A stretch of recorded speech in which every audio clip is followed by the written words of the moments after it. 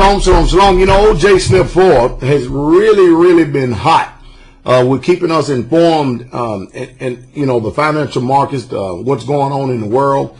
And, hey, the central banks, huh? What do you say? Bought 500 million tons of gold last year and looking to buy 400 million tons of gold this year. All the while, your good American so-called financial experts are telling you, trust in the dollar, keep investing in the stock market. Everything is looking good. I mean, after all, can't you tell? The government, hey, we just got finished paying off the national debt. The trees are green right now and everything is fine. Jobs are returning.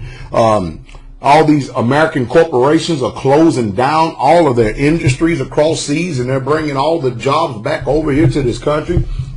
All the colleges have just got finished lowering tuition by 35%.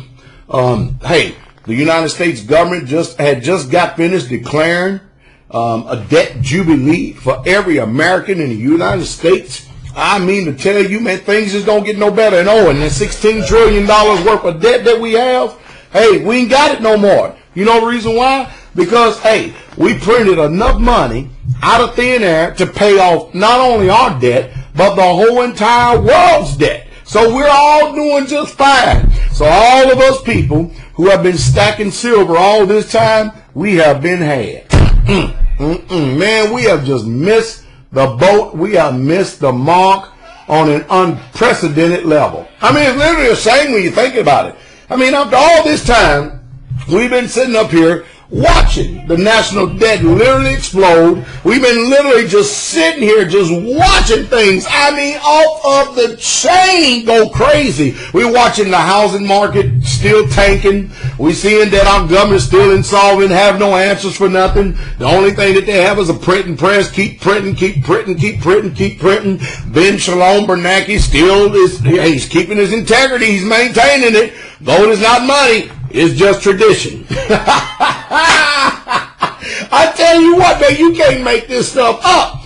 Let me go ahead and paint a picture. A picture that nobody in America, especially the powers that be, want you to hear. I want you to listen to Pastor Dow real good, because I'm going to tell you the truth, and it's going to be the truth, just like that sign says back there, straight way. For centuries, the rich, monarchies, oligarchies, kings, rulers, you name them, they have ruled over the poor. And the way that they do this is because they have all the money, the moolah, the gold, the silver. They pay people to serve them. Now, how does the rich get their power? How do they gain their power? Well, the majority of the people that are rich today that are in power, they obtained it because somebody in their family attained it, and then somebody else in their family attained it, and then every time one of their great-grandfathers or grandfathers or their daddies die, they have children, then they teach their children how to be immoral. They teach their children how to be spiritually bankrupt. They teach their children how to be corrupt. And then, it just continues to keep perpetuating over and over and over again, the same attitude, the same spirit. And that's why we keep seeing things getting worse and worse and worse, because these children don't learn all these wicked principles that their forefathers done. But I can tell you one thing, they're not about to give up 1 ounce of that wealth. Not to us, the poor people. And, of course, you get poor people who are not used to going out providing for themselves, like, going out and gardening. In America, yeah, start your own garden. Go out and get a job. In America, yeah, actually do something with your own hands. Yeah, I mean, go out there and get some calluses on them things, do a little bit of work. In America, why should I do all that? I mean, after all I have to do is just go down here and just ask for it, and they'll give it to me. That's the reason why that we have developed a very unthankful attitude here. So what has happened? Well, the rich has ruled over the poor, and the poor don't understand how bad that they've been hurt by it. As long as we continue to have this kind of attitude, where we're going to continue to keep working for these bastards, and I do say that term, and I mean it just well, because it is a biblical term, and that's exactly what they are. And you don't hey, you keep on thinking the way you are, you deserve exactly what you get. You really, truly are, because there's nobody out there that's trying to wake you up, and the people that do try to wake you up, and the people that do try to tell you the truth, you've gotten so comfortable and you've gotten so used to actually being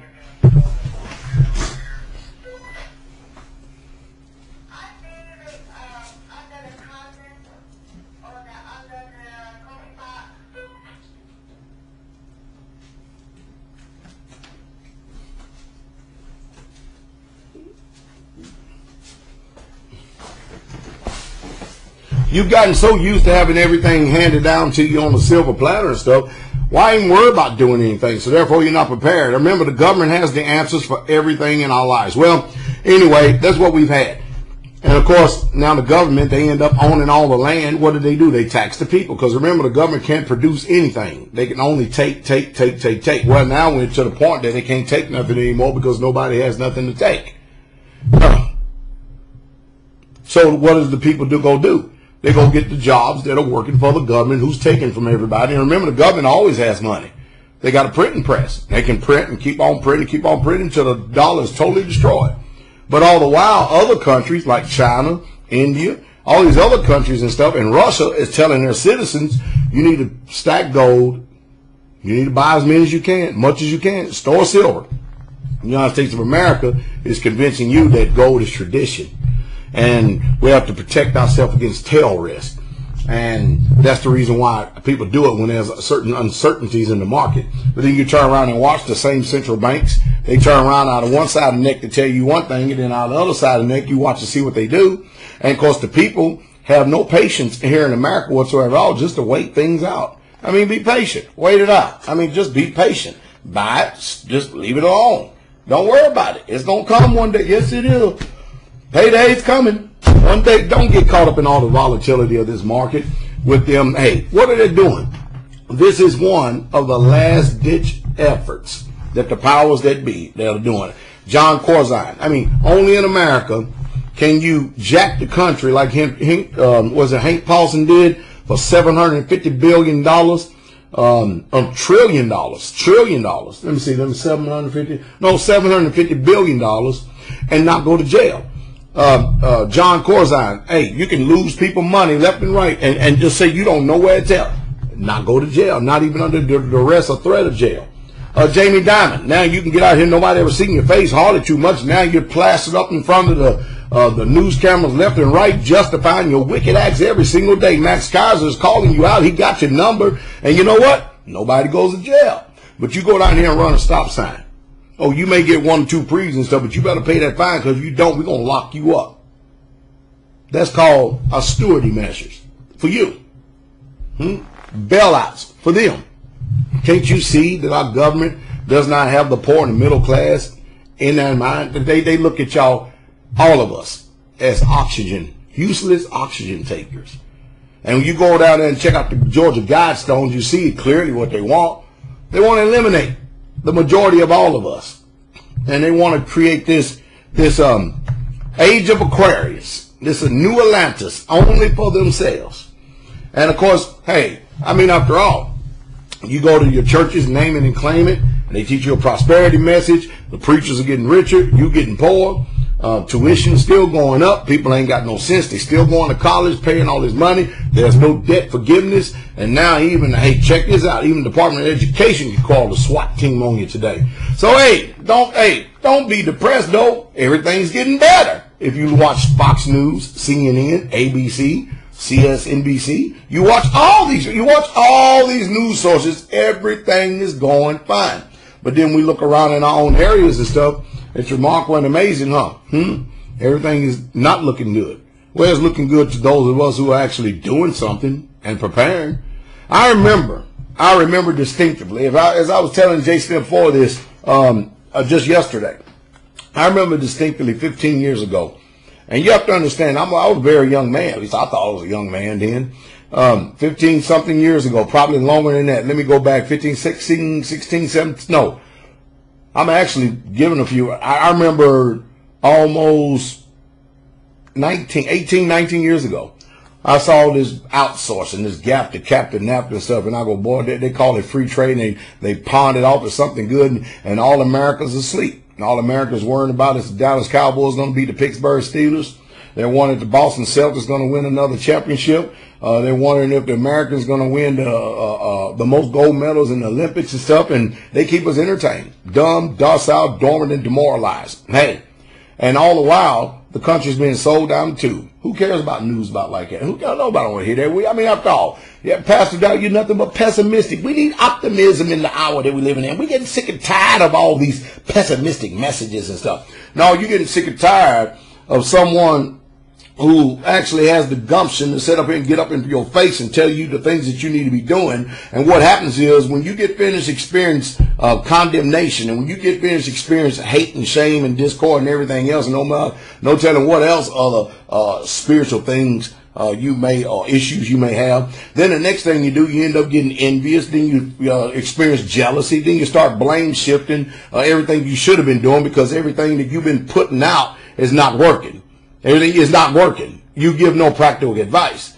And so I'm here to talk to the remnant, those who have the ears to hear, who can hear and see the forest for the trees. I'm not worried about the dissenters or the people who added nothing to us anyway. I mean, after all, you're going to be in the same place that you've always been in your whole life. 5 years from now, you're going to still be looking and be worse off, while those who have taken heed are going to be better. Everybody can't swallow the pill of pride because, hey, it's just really a big pill to swallow. But I hope, and that is my hope. That's the only reason why I get out here nowadays to make these videos. If you notice, my videos, I haven't been really making much lately at all. I've been putting up a little here and a little there. Because, hey, after all, you get finished saying everything that's already been said, then what's left? What is left? Huh? You're not going to, I had somebody, let me finish on this. Somebody asked me the other day, they wrote me a letter. They said, Pastor Dow, I'm a Christian. And is it okay for me to celebrate Christmas and Easter and to eat swine? And I gave him an emphatic yes. Now, many of you might be saying, well, wait a minute, Pastor. What's going to happen to you? Well, that's what Christians do. Christians don't obey the Bible. Christians make the Bible say what they want it to say to fit their tradition and their lifestyle. Now, if you're going to be an Israelite, if you're going to do what the Bible says, then no, it's not okay for you to celebrate a pagan holiday called Christmas and Easter. It's not okay for you to break the Sabbath on the 7th day of the week and go to church on the 1st day of the week. And it's definitely an abomination for you to eat swine if you're an Israelite. But if you're a Christian, hey, that's what y'all do. Y'all already got your own doctrine. Keep doing what you want to do. Don't bother me none, but that's what Christians do. Christians disobey the Bible. Israelites obey the Bible. And that's the truth. And that's the truth straight way.